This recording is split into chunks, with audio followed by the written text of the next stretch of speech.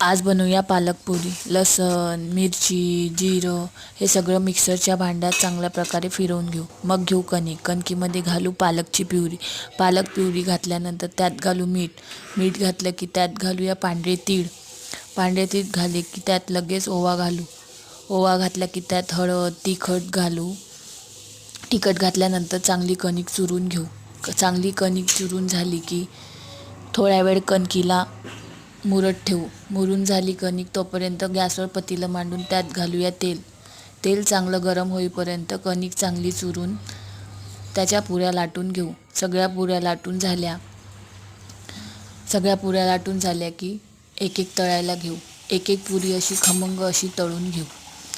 पहिली पुरी बघा किती छान अशी फुगून आली आहे, छान अशी फुलली आहे। सगळे पुऱ्या अशा प्रकारे तळून घेऊ। पुरी तळून झाली की कोरपळ्यात काढून घेऊ। सगळ्या पुऱ्या तयार झाल्यानंतर टिफिन पॅक करायला घेऊ। Tiffin pack